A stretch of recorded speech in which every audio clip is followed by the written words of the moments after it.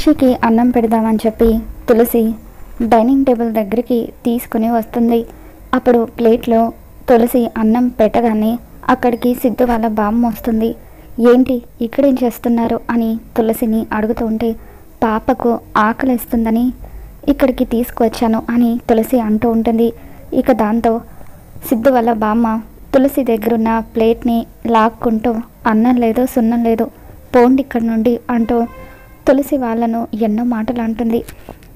దాంతో తులసి ఖుషి ఇద్దరు కూడా బాధగా రూమ్లోకి వెళ్ళిపోతారు. కొద్దిసేపటికి సిద్ధు అక్కడికి వస్తాడు. ఏంటి ఏమైంది ఖుషి, ఇద్దరు అలా ఉన్నారు ఎందుకు అని చెప్పి సిద్ధు అడుగుతూ ఉంటాడు.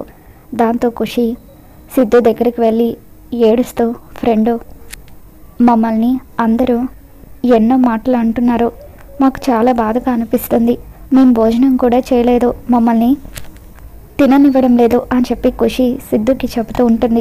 ఇక దాంతో సిద్ధు తులసి కోసం ఖుషి కోసం అని చెప్పి ఆన్లైన్లో ఫుడ్ ఆర్డర్ చేస్తాడు. ఫుడ్ వచ్చిన తర్వాత సిద్ధు ప్లేట్లో పెట్టి తనే స్వయంగా ఖుషికి తులసికి గోరుముద్దలు తినిపిస్తూ ఉంటాడు. మొత్తానికి సిద్ధు అయితే తులసిని ఖుషిని ఎంత ప్రేమగా చూసుకుంటూ ఉంటాడో. మరి రాబోతున్న ఎపిసోడ్లో ఏం జరగబోతుందో మళ్ళీ మన ఛానల్లో తెలుసుకుందాం. ఈ వీడియో మీకు నచ్చినట్లయితే తప్పకుండా లైక్ చేయండి.